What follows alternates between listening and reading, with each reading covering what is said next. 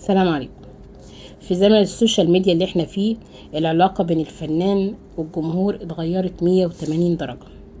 زمان كنا بنشوف الفنان على المسرح، في السينما، في برنامج تلفزيون، محسوب بالوقت والدقيقة. دلوقتي احنا بنشوفه في بيته مع اولاده، في فسحه، في لحظة بلحظة، وهم بيصوروا الفيديوهات وبيصوروا الكليبات. والمسافة اللي كانت بتحافظ على الهيبة بين الجمهور والنجم الصراحة اتلغت. ليه يا ترى بقى؟ ليه بقوا ساعات اسلوبهم مش حلو في الفعل ورد الفعل بين الجمهور؟ وليه الكلمة اللي المفروض تبقى رد لطيف من النجم عشان يكسب بيها الجمهور بقت تتحول اوقات كتير جدا لحد واستغلال ودفاع قوي عن النفس باسلوب غير لائق؟ الفنان تحت ضغط رهيب جدا بسبب السوشيال ميديا. كل خطوة محسوبة، كل كلمة متسجلة، كل صورة ممكن تتقلب عليه وضده.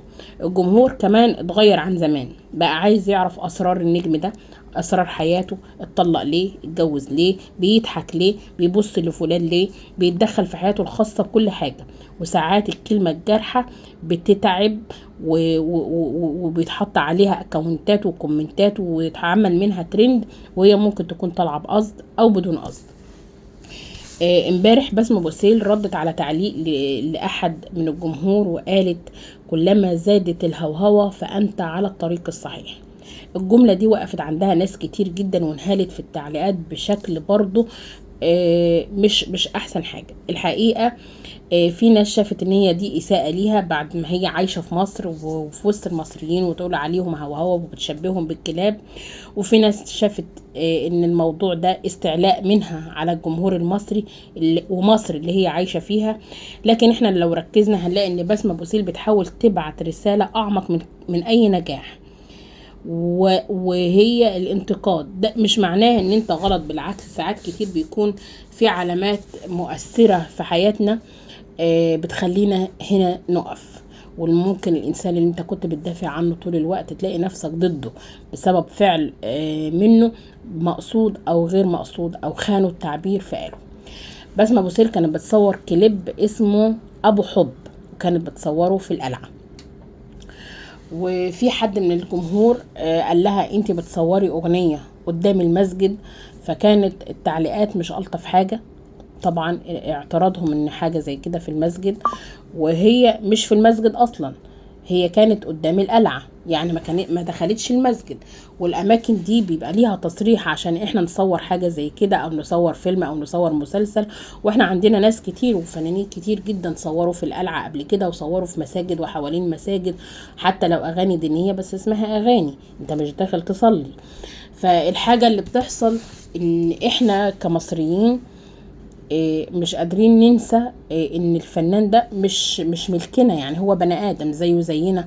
من حقه ان هو يعمل طالما الحاجة ما اساءتش لينا، المهم انت ليك النتيجة في الاخر.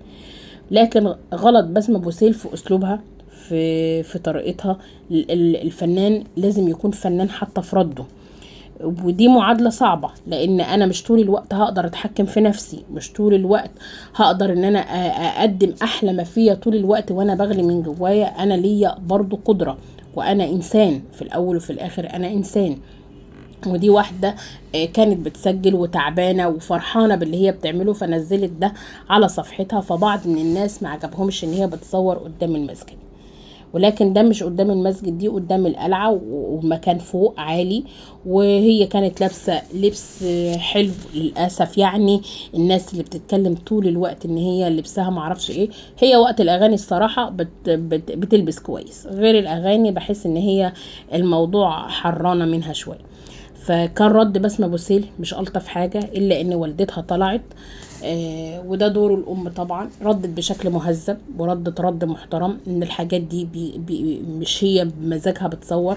هي هم كانوا يعني القائمين على العمل جابوا تصريح عشان تصوير الأغنية دي، ومش شرط خالص ان هي تخش المسجد، هما ما دخلوش المسجد، وان بسمة بوسيل تعرف الاماكن الدينية وتعرف قدسيتها واحترامها كويس جدا، وان هي مستحيل تخش تصور في المسجد او تهين مكان من بيوت ربنا عشان تصور فيه اغنية، وده شيء مفروغ منه لان احنا المسلمين بالفطرة عندنا الحتة دي.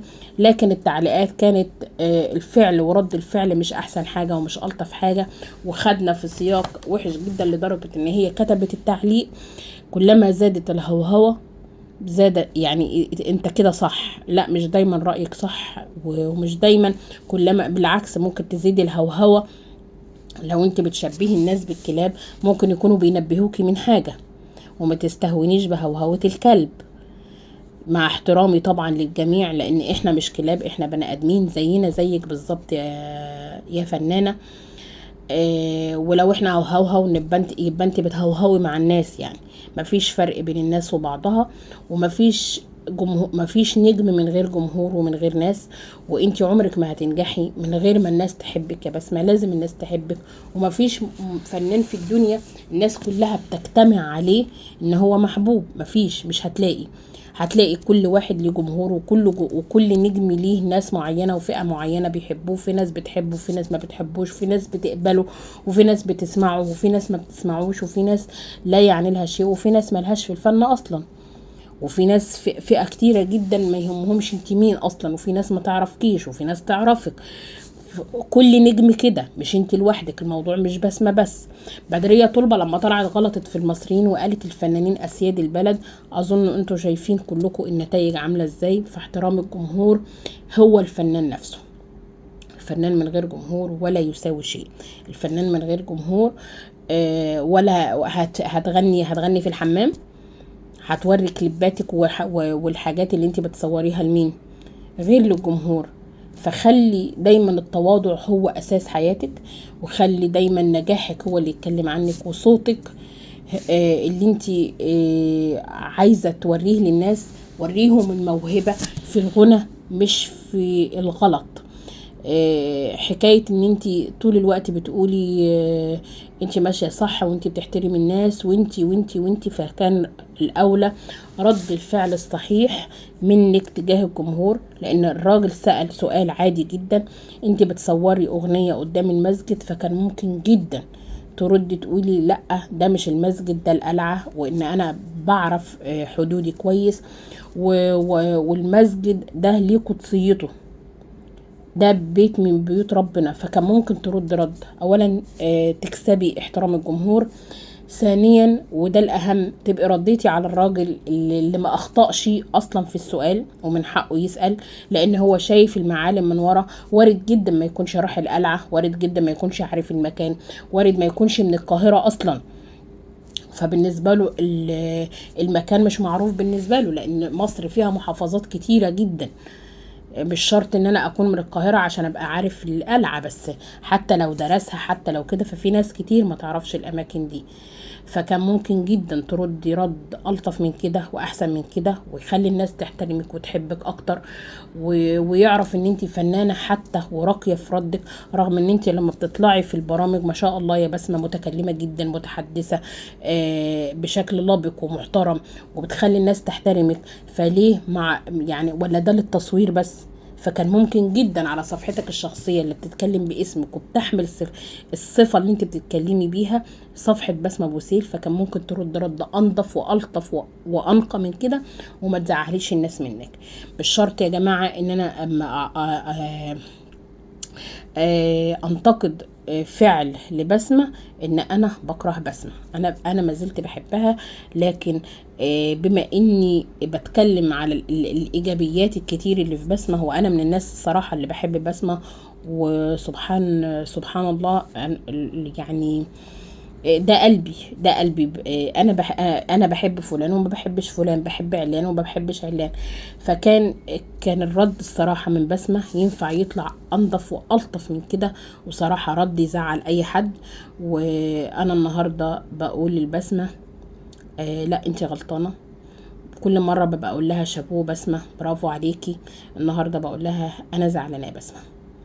السلام عليكم ورحمة الله وبركاته.